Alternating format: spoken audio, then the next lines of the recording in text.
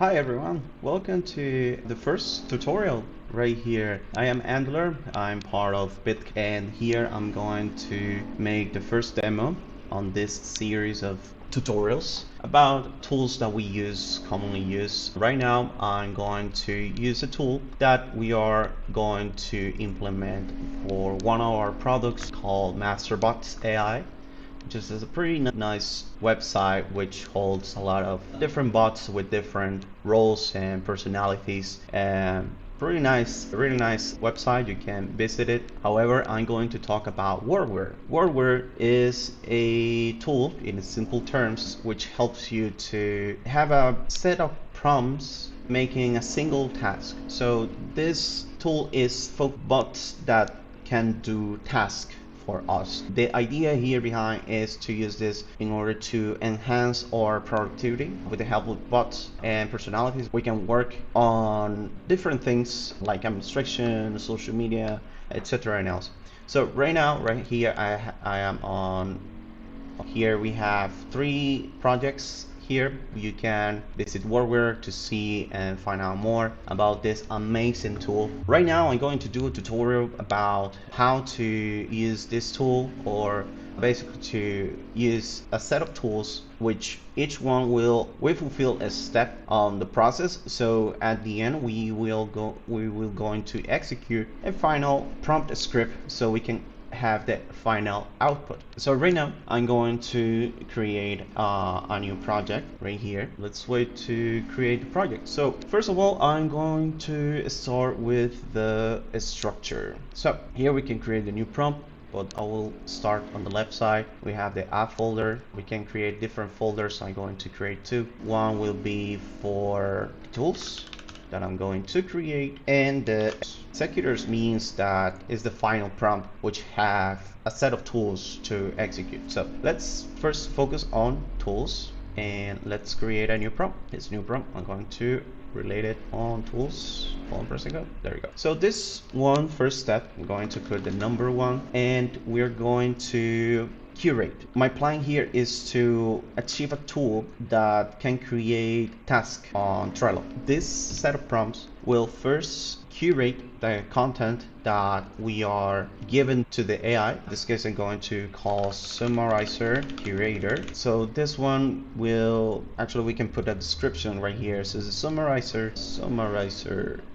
So the summarizer is take information about a conversation. So right now this tool only accepts text. So I'm going to create a new input. The inputs is about what you're going to input basically as a human, what information you're going to put and provide to the bot. So I'm going to call it transcript set, and the new input, let's see if we can change the name by clicking new input here. I'll call it transcript. I'll call it transcript because what I want to do is that I have a meeting before that I was talking with the team about some stuff about, I'm going to share the transcript. Actually, it will be a long text. This long text, this is just more than enough. We can close it, and I'm going to pass this transcript on the inputs. It can know what the transcript means. So here, if you see, we can make the prompt, but also commands and variables. The commands are with slashes. There are several options here. You can see it on details.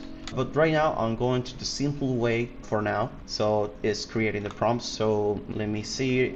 You are an expert in copywriting, business technology, and agile development with view of. I do this general prompt in order to have more press response and to quickly give an identity to the bot. Please rewrite the following section of the transcript, and let me finish the rest discussion very concisely, and with just the point each person is trying to make. How do I pass this input? Simple. First, I'll going to put some quotes just to help the bot to understand what is the transcript and what is the instructions. So here, since we can pass variables or the inputs, not only inputs, it can be, let's say if you have another prompt here on Wordware that you created on the tools, you can refer it as a variable because it will be the response of that on that on that prompt, but we will get there. So I'm going to put the transcript in the middle, like a sandwich, and at the end,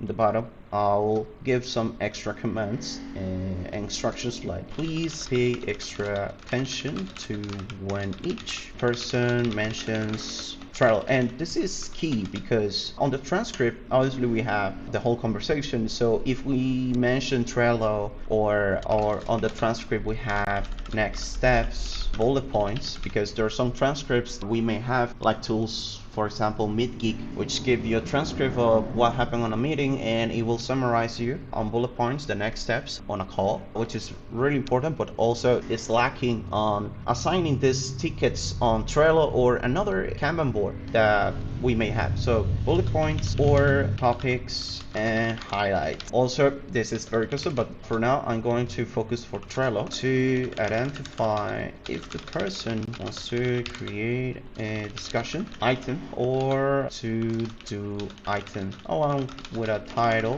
and description of the.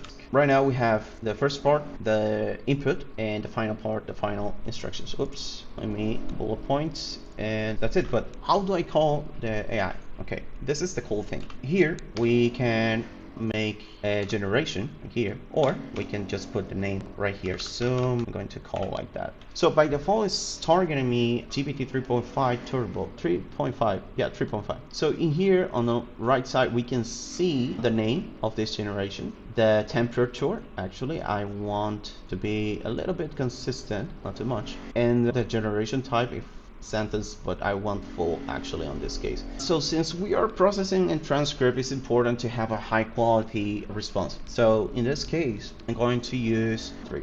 We prefer use Llama, Cloud 3 in general, but also we use GPT. So we're going to use Llama 3 70B, and that's it. You can go ahead, hide this, and then I'm going to click run with this selected. And since I don't have information right here, the transcript, I'm going to place it. So I have a transcription right here of a previous conversation that we have with the team, MasterBot team. So let me paste this, and there's a whole conversation. Okay, so let's run it. Okay, if you see right here, it's giving the summarizing the written transcript, but summarize it and format it as well, because if you see it's all together. So it gives us what John talked about, what I talk about, and Andrew too. So the next steps, this is really important because this will be necessary for the next step. So let me go ahead and declare this done.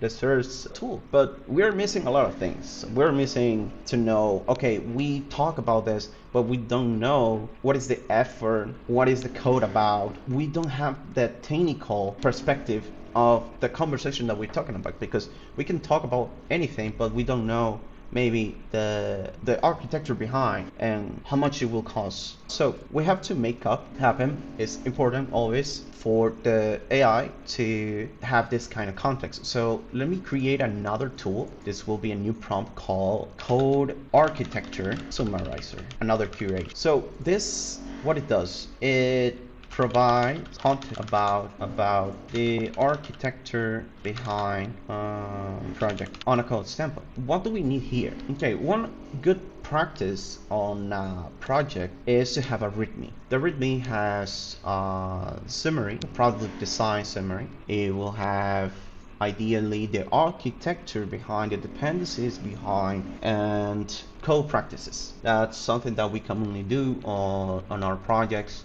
Normally we use mono repos, is in Bun, and sometimes Turbo with Turbo. I'm going to focus on the new input set. I'm going to create, we select the new one, and oh shit. Okay, let me rename it. I just almost forgot. Code field. So let me put it and add a new input. We can edit in here as well. So let me rename this as README. This is a long text as well, and we can go ahead and create the prompt. So again, we have to say the role, the expertise. So you are an expert in software architecture and programming with IQ 140. Why not? This is smarter. Please identify the code structure by reading the README content below. Below is 1L. Please make sure to understand the dependencies and product design base on this text and provide insights. So again, we are going to put the README, and below we'll say please pay attention and keep in a simple. So we have that same thing, new generation. We are going to call it code summarizer. But this case, I'm going to put the consistency a little bit lower than the other. Actually, I'm thinking if I put it the other one, actually let me put the consistency a little bit low. And yeah, consumerizer full. But in this case, using Llama 3, we're going to use Haiku, Cloud 3 Haiku. This is cheap. It provides a good responses, great output. So I'm going to put it here, Haiku. It's good on code standpoint. Please pay attention and code summary. There's a hack here where we can just run it and click on Control R or Command R for Mac users. So I'm going to put the README here. Again, I have the README of the project that we are working on, that we talked about it. So it will be the MasterBots README. Actually, we can, if we visit, or if you visit our organization on GitHub, you might see this same README. So I have here the README file, and let me run it. Okay, so let's read a little bit. This is Turbo monorepo, which optimizes build performance and build dependencies. Frontend build Next.js 14 with efficient routing, server-side data fetching capabilities, prioritized redesign. Again, it talks about the dependencies, the product sign as well. So this is really good because it does understand the product design, the code structure, because I asked for it, but also the README has that information. So it is important that the information that we give to the AI is relevant with the transcript and the structure.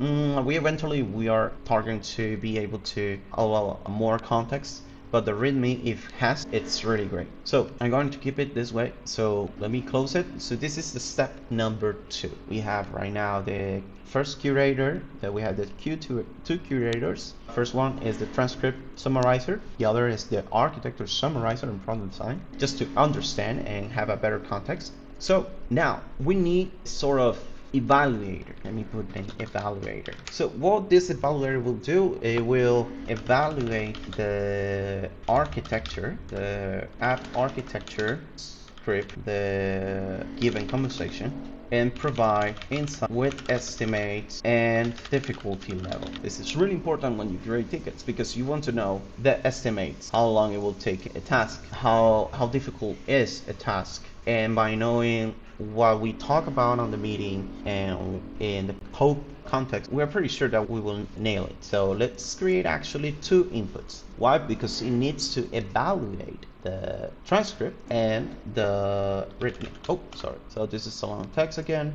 This is the README. Long text again. And the fun part is the script. But since it is an evaluator, I want this evaluator to be able to call a summarizer and afterwards the code architecture summarizer. I'm going to execute these prompts. Actually, we can do / and this run a link prompt. So now prompt select, I can click and then find the one that I'm looking for. So we want the summarizer, and the transcript is the transcript, and that's it. We need to add another one. Here we're going to add the prompt, the second prompt, which is the code architecture, and the value, it will be the README. Okay, so here I'm going to say, based on the architecture below, I'm going to put, okay, you see, I put the app, and we have the value of this one. Previously it didn't appear because I didn't link another prompt, so that's why we couldn't see this response. So let's put the number 2, because we need to know the architecture first in order to understand a transcript. Please estimate the difficulty level and the time to complete the following Trello tasks in this transcript. We're going to put the summarizer, and then we are going to call the evaluator. Again, we need a quality response. In this case, I'm going to call Llama 3 Zambi, and I will keep the temperature in the middle, actually a little bit lower than the middle. So here I'm going to a little bit more. I'm going to run this. Oh, I don't have it. So let me see, and P of this. Let me You will see in this UI that is running the prompt one by one, and finally we'll do the final prompt because I did a call in here that I want the final response. So it will go into, okay, you are seeing. These two tasks are really good because this is what we talk about on the meeting. We talk about Joe Rogan's podcast, how he evolved on his podcast, and we saw some difference, and we try to just to research, and it's making the highlight right there. And the other one is the login CTA, but actually I just mentioned that in a frame real quick. The transcription is not full, so we're seeing just this task in short terms. And yeah, actually here is another task that we were talking about, which is really great. If you see, it has sometimes, it makes sense because the issue may this hard to target if you don't know the context of what you are doing and how you are doing. So this we got it good, so it's fine, but it still doesn't give me a format that I can use directly with Trello to post it. I did a research real quick, and there is a API we can use. It's not full open, but we can use an API, Trello API, to create tickets. We can use this information to post it. We have the final step that we are missing is to schedule and push this to Trello so we can have the action items right there, and then finally we can assign them if we want to, or even we can ask to assign to someone on the team, but we actually need to provide the context of the team, what every collaborator gives to the team in order to know which person can take the task. For now, we're going to make it simple, keep it simple. One thing that is important is to process this and have an object so we can use it and push it. But that means that we need like a custom function, right? How will we do that? Okay, real simple. That's why we call the executors. The executors will be the ones that are going to schedule and post outside. How do we do that? First, let me put the name right here. I'm going to call it publish to Trello, and this what it does, publish new task made by the evaluate to Trello. Okay. This input set, we need the same too. Why? Because we need the evaluator to be able to read this transcript on text, and the readme again, because the evaluator needs. Let me pass this, and let me put some 3 new lines, and let me put 3 here. It didn't work. I thought it would work. Okay.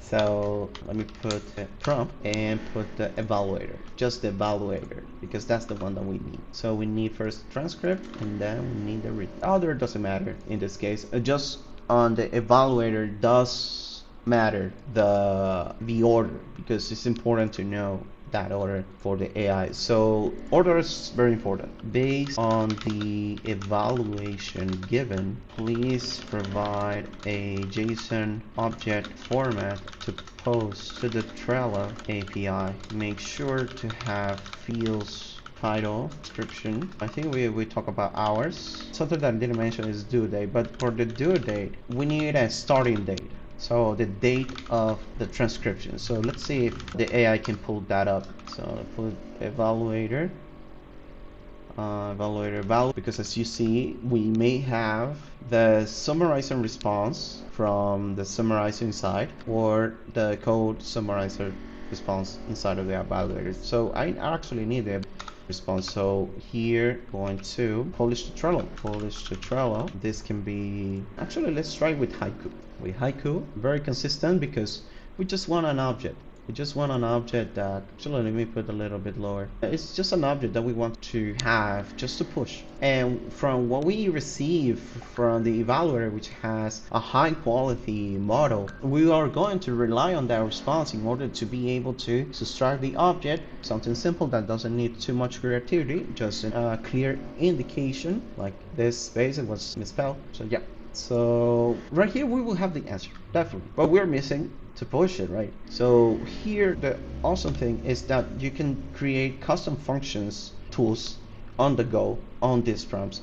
So let's say that you're creating actually a code for, you're creating this just for, it's simple, just like GPT functions tools that you can set up a JSON of functions with a description, an endpoint, if it has it, a function call basically. So you declare that with GPT and then it executes depending on what the AI understood to execute. Obviously, if the user asks to execute it, it will. In this case, so let me go ahead and do a simple JavaScript. Actually, I will put a to-do here. Implement Trello card creation.